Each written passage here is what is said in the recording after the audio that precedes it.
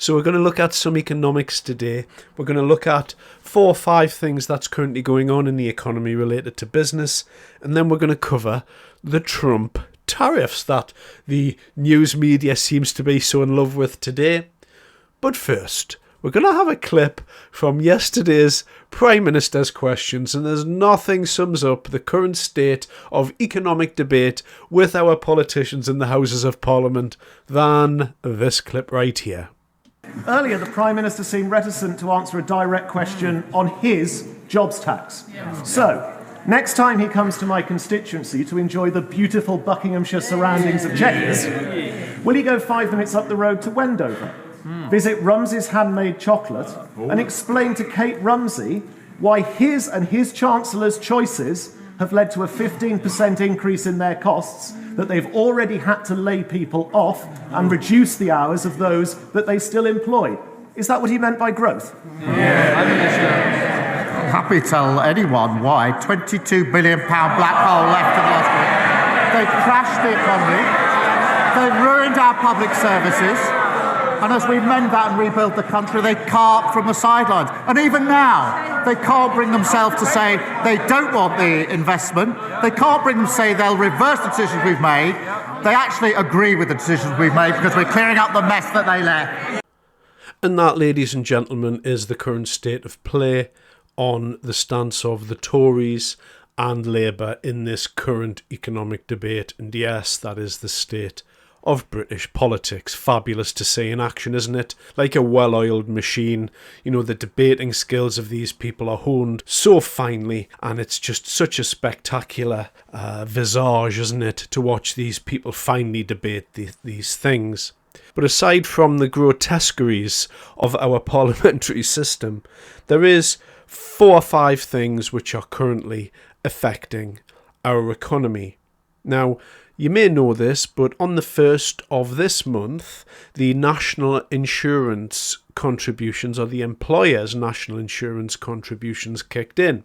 And so the rate that employers have to pay national insurance contributions for their employees went up to 15%.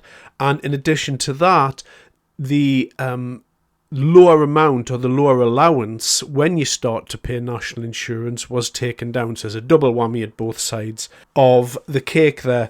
And so the national insurance contributions, the reason why the Tories are calling it a jobs tax is because it is a jobs tax, because what this actually does is, although you're not charging national insurance directly onto the employee's payslip, the employer's having to pay it. And this is all well and good if you're not the employer, but unfortunately the employer has to do one of 2 things: reduce expenditure or increase prices, both of which affects the employees, which in effect is a jobs tax. So that's not a good thing for businesses. That has just happened, and we're not really going to see how this is going to affect unemployment and, inflation, the cost of goods. But both of those are going to be affected in the coming months, and this is going to tighten the screw on Rachel Reeves as she runs up to her budget, and they're going to have to manage the narrative on that, however they do. The other thing that has just happened is a business rates increase. So if you've got your high streets, your hairdressers, or your barbers, or your little cake shop, all the small businesses that make up what I call a community of people, the community businesses, which are so important in maintaining a coherent society. We like to walk around our high streets, or, your local little shops there. It's nice to walk into a shop and perhaps buy a sausage sandwich or whatever it is, and a slice of cake and get a cup of tea. These are nice things to do, and it's nice to know these people rather than having faceless supermarkets and or other chains rammed down our throat continually. So business rates are going to hit small businesses without any doubt. That's what's going to happen, and they've been increased. The other thing, and I'm going to show you a picture here of Labour MP who's claiming that Labour have just given everyone a wages increase. So thanks for that, but Labour aren't paying for the wage increase. Guess who's paying for that? You got that right, the employers. And so the employers have more to pay. Now, you could well argue with me that there should be a higher minimum wage, and perhaps there should. I'm not here to debate whether or not there should be a minimum wage. In a free market economy that's working correctly and well-oiled, you don't need controls of this sort, because if there's very, very high employment, then wages tend to go up on their own anyway. So minimum wages, it's a debate that I might cover in a bit of depth in future, but however we feel about that, that's an additional cost on employers, which will affect how many people they will employ. On top of the fact, of course, if I've just mentioned national insurance contributions, business rates, and the living wage. And the other thing that's affecting businesses at the moment is the October budget, because all of these things that I've just listed there, including, I might add, the change in capital gains that was brought in last year. So last year, the capital gains was changed, and there was something bizarre happened. So Rachel Reeves increased the rates of capital gains, and guess what? The amount of taxes that capital gains made for the Exchequer went down. And this is because of something called a Laffer Curve. Now, this is quite a straightforward thing. Socialists don't like these types of real economics, but this is one thing in economics that always holds true. And it's this: you can increase taxes on an entity, and that can be a single person. So they can increase income tax, business taxes, whatever it is. But that reaches a peak. So you can only tax an entity so much, and then once it goes beyond the curve there, what happens? You get less. Why is that? Well, what people do is they either throw in the towel, or they look for extraordinary ways to not pay tax, or they just avoid tax more, or people just end up committing criminal acts of fraud. Whatever it is, there's a massive amount of reasons on the right-hand side of that curve why tax goes down. And essentially what happened with the capital gains was, capital gains happens when somebody buys and sells an asset. So let's say if you buy a silver coin, and then you buy that, and then you sell that, and you make over a certain amount. The current amount is £3,000 a year allowance. If you make more than that, then you're supposed to pay capital gains. So if you've got a bunch of silver coins there, and you're going to make £10,000 off those coins, and the rate of capital gains is high, guess what you do? You don't sell them, and you keep them, and you think, I know what I'll do. I'll wait till 2029 till the next Tory government comes in, because they're probably going to drop it. And so this business uncertainty, the way that businesses are being hammered, this is what's going to happen. As we run up to the October budget, there's going to be a tighter and tighter and tighter squeeze put on Rachel Reeves. She's already backing away from the welfare reforms. As well she should. Why should we be taking away $5 billion from disabled people, whatever our arguments on that? And I do think there is some fraud in the system. But why would you be taking from disabled people and spending £6 billion a year on illegal migrants who are just kind of dropping themselves off on our coastlines? This is ridiculous. And so she's going to have to start making some hard choices. And every time she tries to make a public sector cut, she gets hamstrung, because all of her backbenchers say, no, we can't do this, that's not fair. And so Keir Starmer doesn't want a rebellion at this stage in his tenure. And so what happens? Well, she's going to have to back away from all of these things. And guess where she's going to turn? They're either going to have to break their election promise of not increasing income taxes on employees, and that would fix it, of course.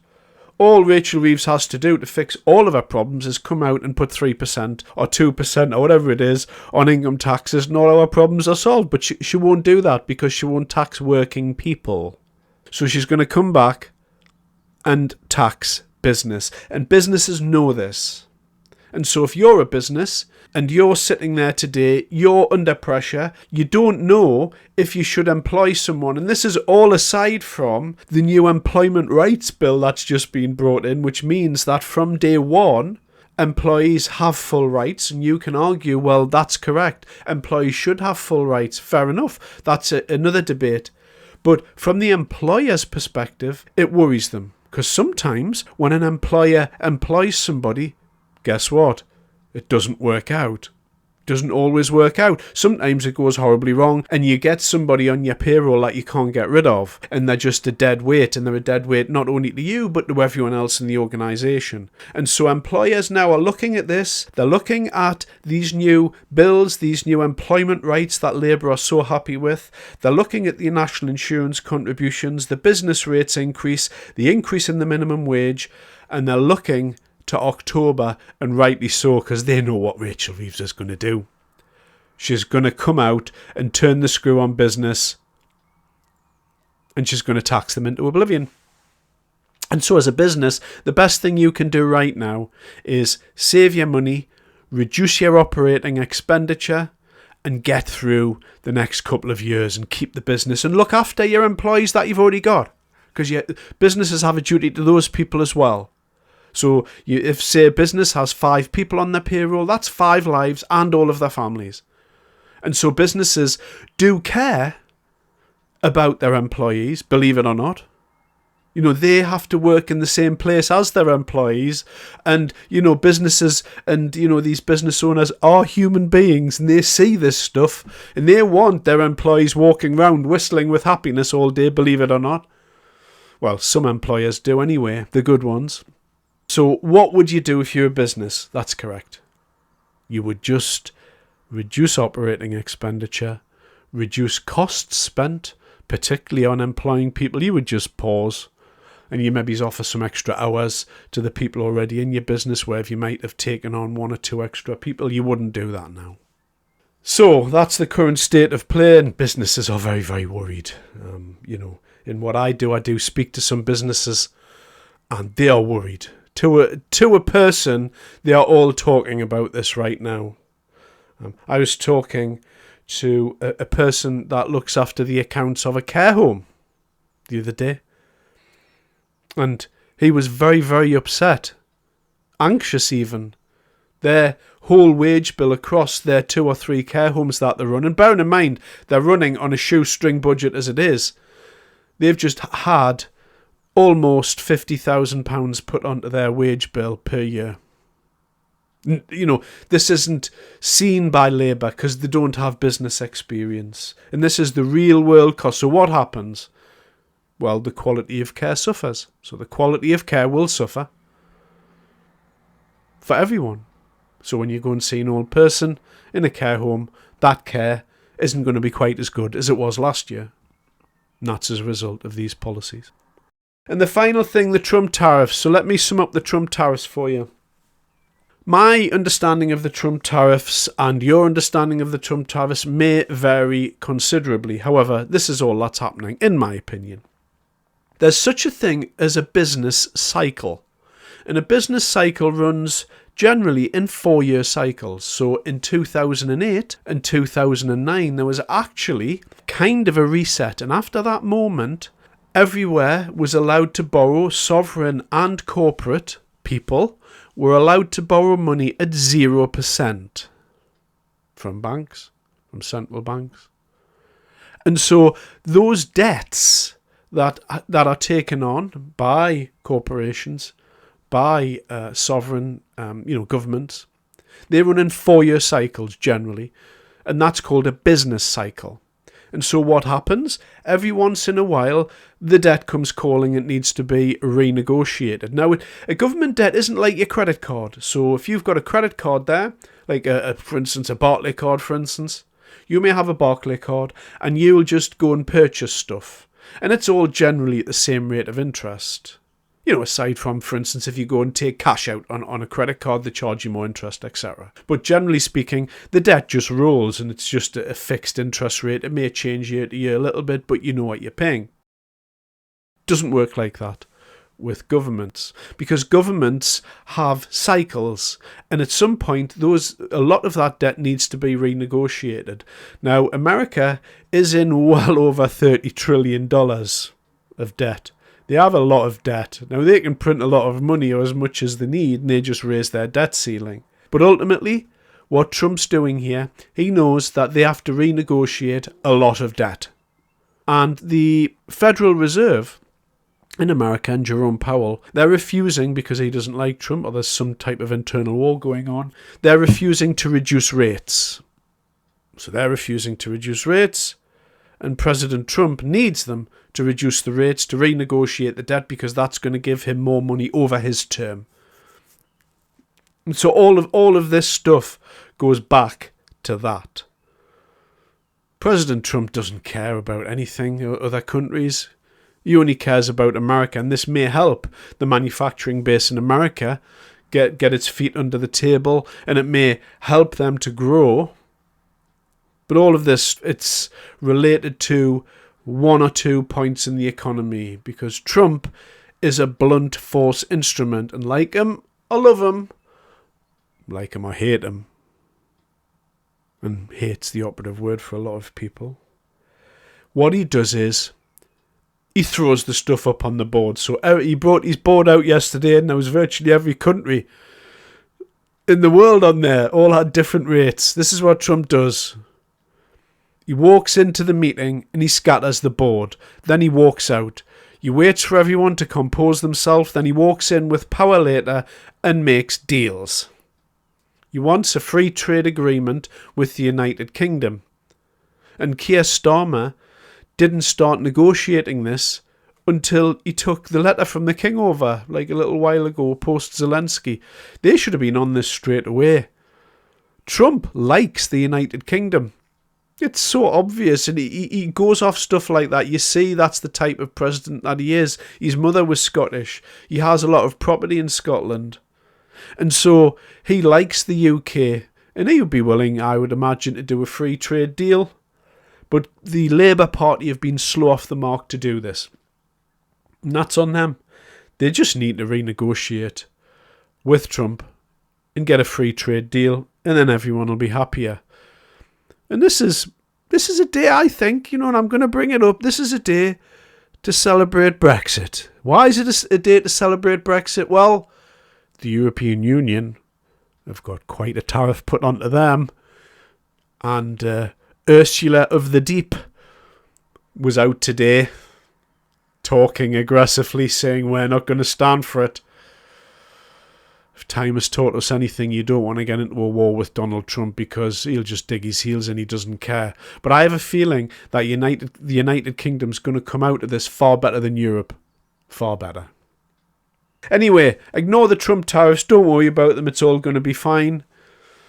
Businesses are under a lot of pressure, and they're feeling it right now. But the important thing to remember is, if you get up and you go to work and you're still eating food and, you're enjoying the company of your family and friends, then get this in perspective.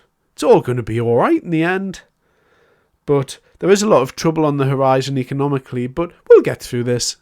I'm going to worry about that. It's not going to be Mad Max. But it might get a little bit tough for a little bit of time. Anyway, thanks very much for your time. I appreciate it.